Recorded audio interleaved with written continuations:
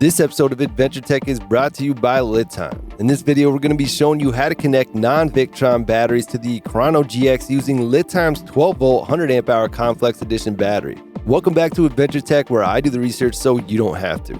We got another one of LiTime's brand new release batteries, the 12V 100Ah ComFlex Edition lithium iron phosphate battery for DIY solar power, RV, off-grid, and home backup power.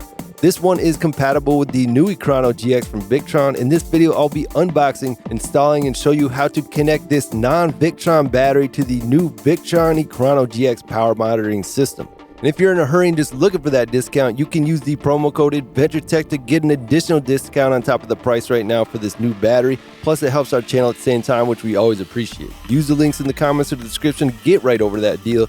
For everybody else, let's go ahead and unbox and install this battery, then connect it to the Ekrano GX from Victron.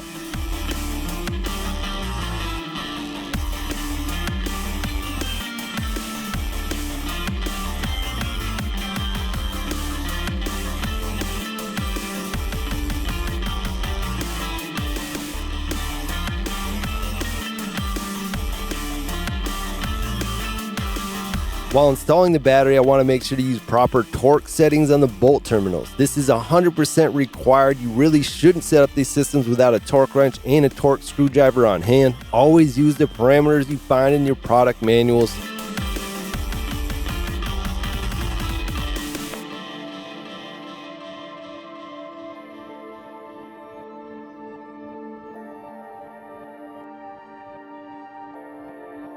After connecting the terminals, I can go ahead and connect the battery to the Victron Ekrano GX. You're going to want to use the CAN-P, CAN-I port on the battery to connect to one of the Ekrano GX port groups. Don't forget, you have to also use the small blue terminal as well. This goes at the end of your device streams when connecting multiple devices, or just put it here for one device.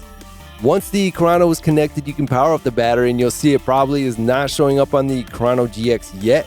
This is because the device protocol needs to be changed.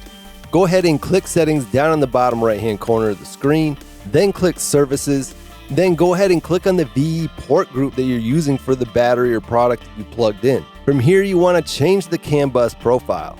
Change it to CAN bus BMS LV 500 kilobits per second. This should work for most non-Victron equipment. Should really be an easy fix once you figure this out.